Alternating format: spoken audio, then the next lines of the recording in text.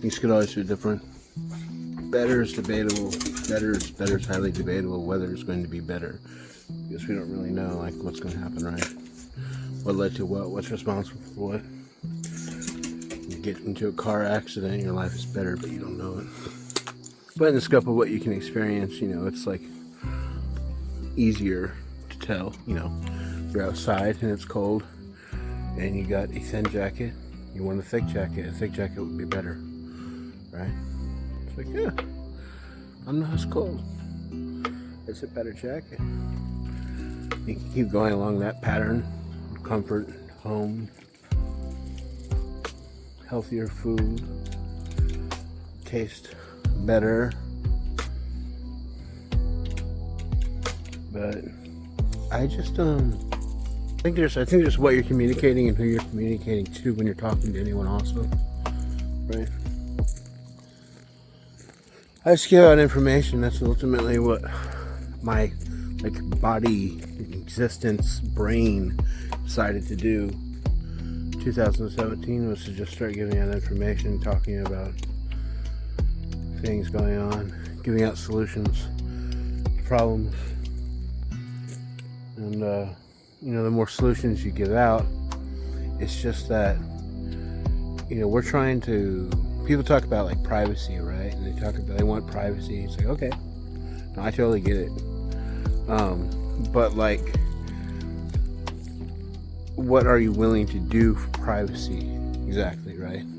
If we have the capabilities to understand our environment better,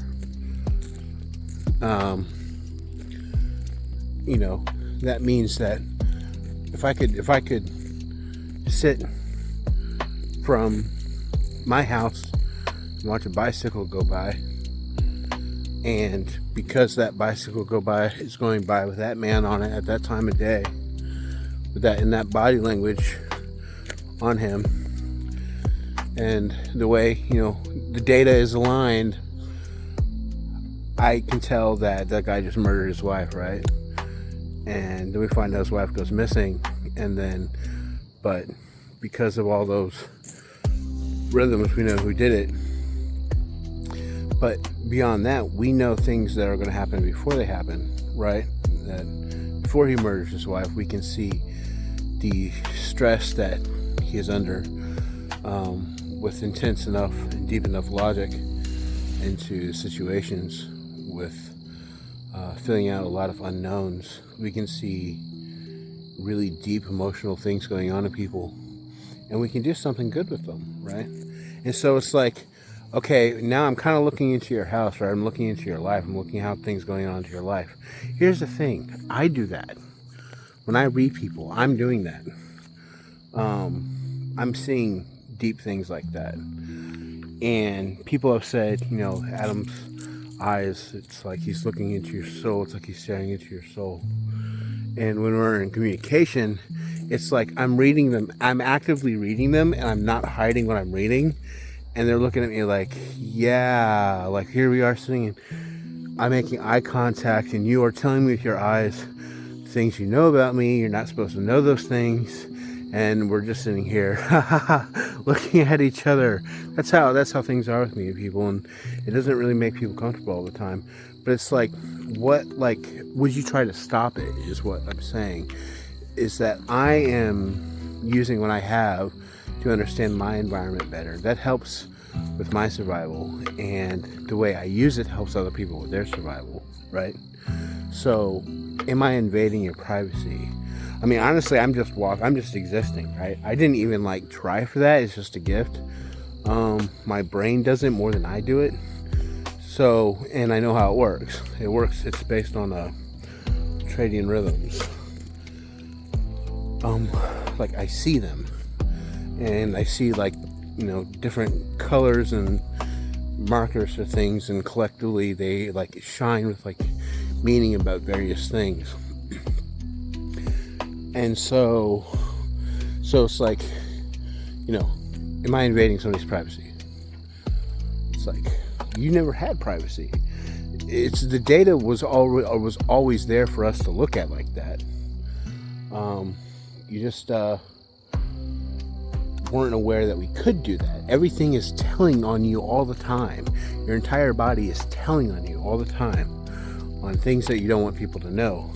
But the fact is, at a certain point, knowing them could actually help you. And a lot of the problems with society is the fact that they have the wrong idea about things. So if we release technology that helps people have a better idea and trains their brain correctly according to reality in their environment, instead of the cognitive distortions and how they've been deceived by others, then we're actually going to start doing a lot better, because one of our primary problems is entropy, right? And that in part is caused by people not knowing what's going on and having solutions that don't represent the problem. So it's like mainly with things over the years, that problems that I've been seeing in regards to how there are tiers of social influences, and some of the tiers have advantages that are actually relatively easy to get. Not only that, they're really not their advantages. They're advantages that scientists gave out for free, but they take them for themselves, and then they make themselves seem godlike for having the advantages, make things exclusive. And it's either, really not that complicated, or free and just out there on the internet for you to consume like they did. But they're actively in the process of deceiving people around them to give them a sense of exclusivity. And that confuses, it's like playing telephone. We got 4 posses down. We have people so confused and scared because of their confusion, and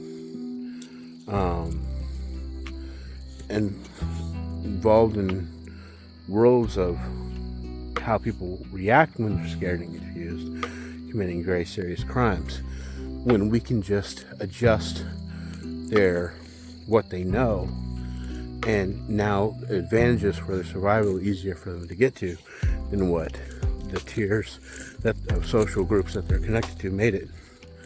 So you gotta kind of make a decision somewhere. If people are dying, if people are being confused and intentionally deceiving each other, and because it creates a load on people that care, like me. There is a very serious load on me throughout the years. So it's like, what right do you have?